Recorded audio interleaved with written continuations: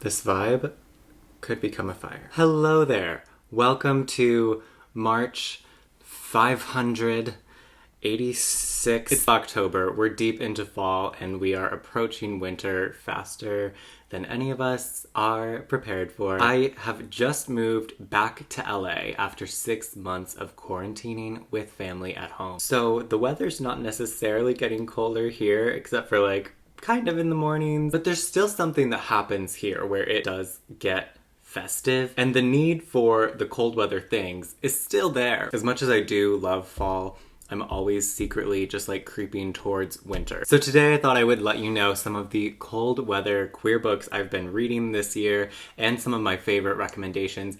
And I wanted to show you some of the things I've been doing with my room and my spaces since I got back to LA, because this video is sponsored by Redbubble. This is my third time working with Redbubble and I have a full year's worth of seasonal goodness from them at this point, including this adorable comfy sweater. This is fall favorites and winter things. We are in it. So many of my comfortable clothes are from Redbubble. Redbubble is a site that really supports artists, creates so much content from clothing to wall art. And if you're interested in any of the things I'm showing you today, there is a link in my description to all of this, my favorites, and with the code that's in the description, you can get your entire Redbubble order for 15% off. As you may see behind me, I've been slowly creating a gallery wall. I was inspired by my friends Jenna and Emily, who both have gallery walls in their rooms, and I have so many things in frames and not in frames, and postcards and art from my friends,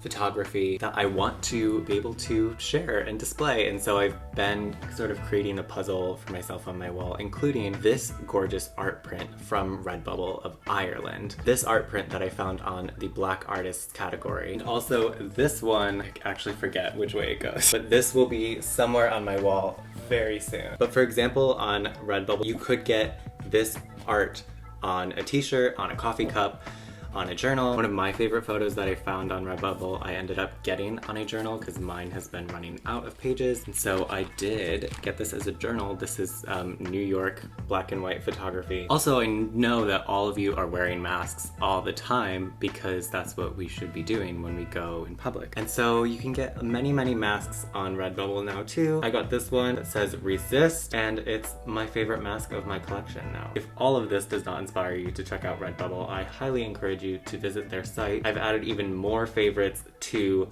that folder I was talking about, which is linked right below. And the 15% off discount will last until the end of the year, so you can get those gifts on. Let's get on to the books. Okay, this first one is my current read.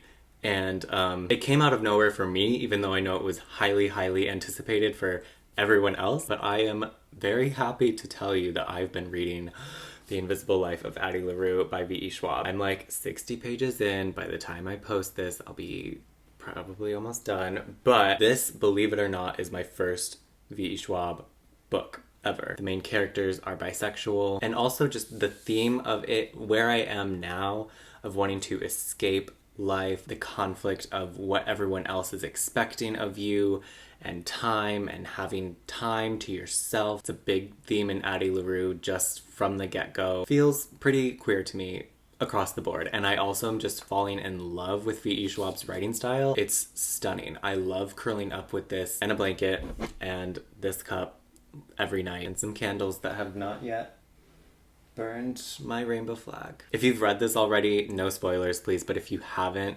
I've never even read her before. I have no bias, and I'm really loving this book. A book I just finished and that is making me levitate with happiness is Felix Ever After by Cassin Callender. Cassin Callender was just named a finalist for the National Book Award for their other book, King and the Dragonflies. This is the only Cassin Callender book I've read at this point. It is about a trans teen named Felix Love. He has never been in love. He He struggles with his identity. There's a lot of nuances in here about being a trans teen that I had never experienced in a book before, which I really appreciated. You see him getting a T-shot. You see him struggling with his identity still, how he interacts with his best friend. It's just a very nuanced, refreshing own voices story. You know that Lorde song where she talks about movies that we watched to pretend it wasn't winter? This is a book you could read to pretend it's not winter, because it's not necessarily a winter book at all. It actually takes place in the summer, but for me, I found it very well timed in October. Some things just hit differently in the cold weather. The next book I want to talk about is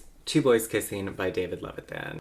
If you haven't given yourself the opportunity of reading this book yet, you are really doing yourself a disservice. This is a book that almost everyone knows about. Not everyone has necessarily read. It is gorgeously written. It is literally some of his best work, and told from the perspective of a Greek chorus of gay men from the AIDS crisis looking in on modern gay youth. It is so beautiful and also a really fast read. It's a book that I just want to read every Christmas and remember why I'm here.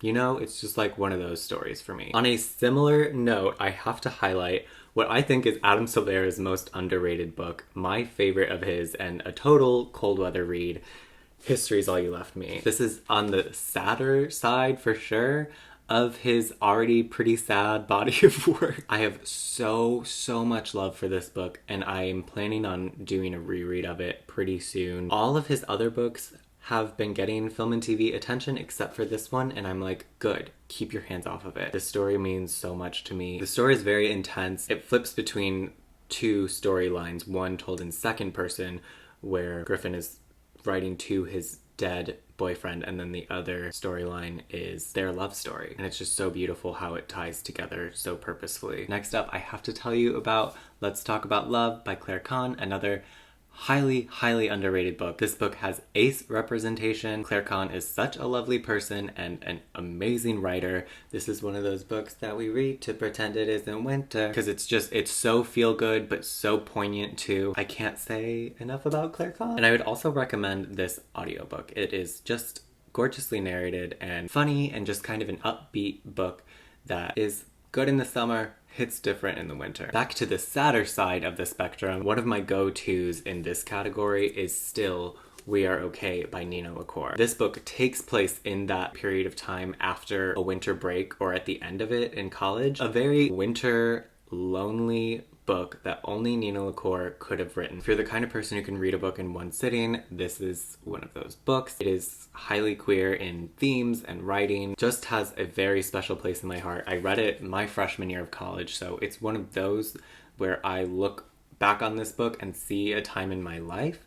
And when a book or any piece of art does that for you, I think it's something really special. Another book that I'm planning to reread, not to overpromise anything in these videos, but it's Red, White, and Royal Blue by Casey McQuiston. So many of you have already read this. I know I don't need to do that much convincing, and I have a long video talking about my love for this book that I will link here. But it also deals with an election, so I feel like the next couple of weeks are going to be good time for revisiting this story for that good old political escapism. It was literally, I'm pretty sure, my favorite book of 2019.